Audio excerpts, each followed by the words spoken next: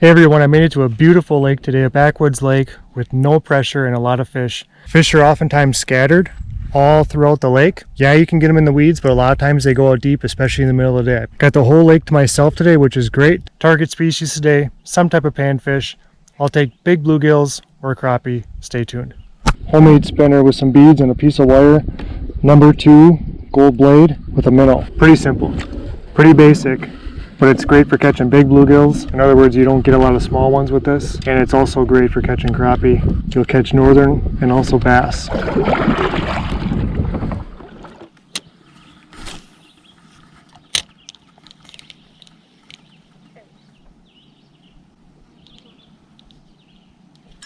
Got him. Nice.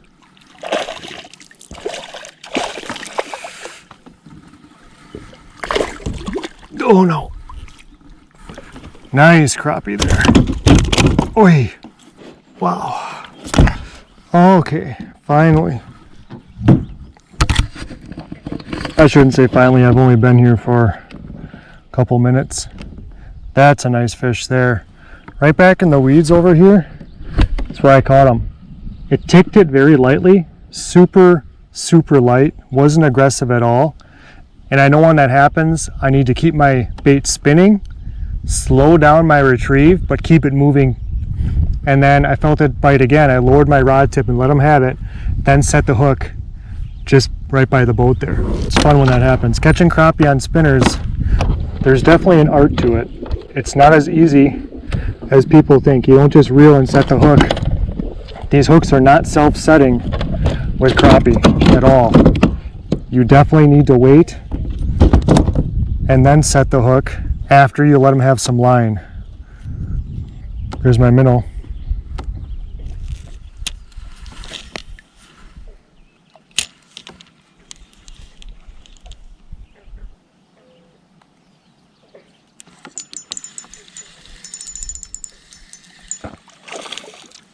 Another crappie here.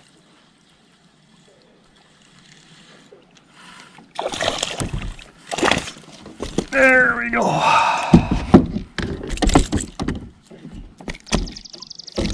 Boy, these are feisty today. I'll get you by the mouth there, buddy. Well, that wasn't going to get out. There we go. Just a little guy there.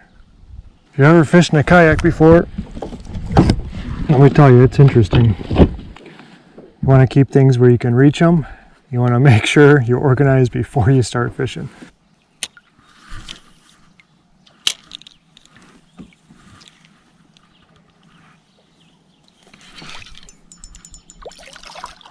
Right by the boat. Nice follow-up. Beautiful crappie. There we go. It hit so close to the boat that I didn't even have the chance to flip them in with enough line out. Usually I try to flip in fish with as much line as the length of my reel, or sorry, my rod. That way when this happens, but it was so tight and we're not in a boat, it's kind of tricky. There's a nice 10-incher there. Beautiful fish. Followed up right out from these weeds here.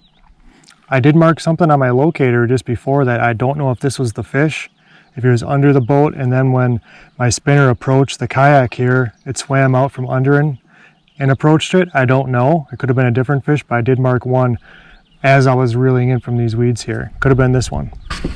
So I didn't mention this earlier, but oftentimes when I fish, especially for crappie, I cast a line out behind the boat on a slip bobber with a bare hook and a minnow. I just let it hang out there. This one was over in that direction.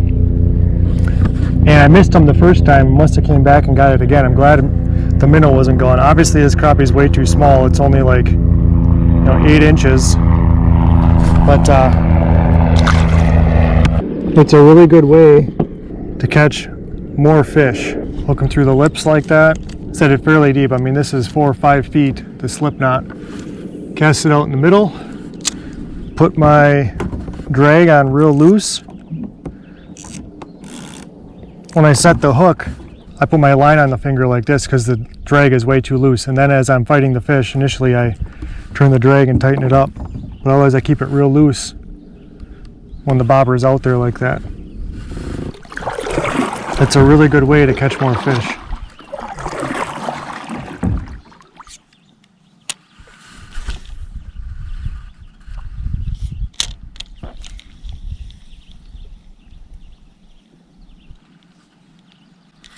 Got him.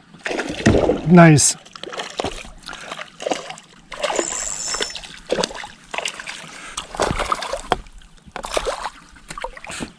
Ah, cool. That was sweet. I saw him hit right by the boat. Actually missed the first time. There was a follow-up right out there. Missed, and then boom, came back and nailed it. These sparse weeds is what I target. If you can see sparse weeds when you're fishing, crappies love this. The real thick stuff, not so much, but these suspended weeds where there's some depth, they could come out here and fish for some minnows. You'd be surprised how many you can catch if you use the spinner minnow rig like I just shared with you. Cast in between where the weeds are light so you're not getting caught up. You're bound to get something eventually.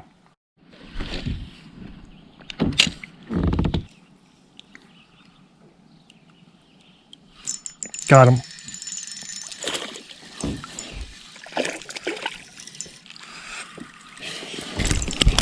Dang, ripped my line and everything.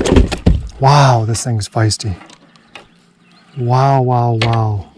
Ripped the line right off of the spinner bait. Look at that. Crazy.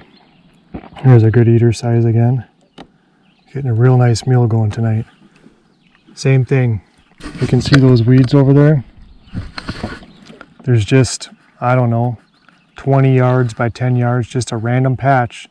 Usually that means there's some drop-offs, there's habitat change, open water, weeds.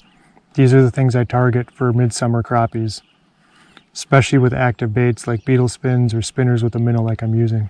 Good looking northern Wisconsin fish, that gold on there. If you do happen to use an inline spinner, like I shared with you, make sure you double hook the minnow. That's tip number 1. Tip number 2, look for sparse, isolated weeds with some depth. Tip number 3, when you do get a bite using that spinner bait, make sure you hesitate a little bit. Let the fish have it for a second, maybe 2 seconds before setting the hook. It's going to really help you with your hookup ratio with these midsummer crappies, or crappies in general. If you want to learn more about midsummer crappies, the hardest time in my opinion to catch crappie, make sure you check out this video right here. It's going to help you with tips and tricks to catch the midsummer crappies, the hardest time to find and catch crappies. Have a good one. Thanks for stopping by.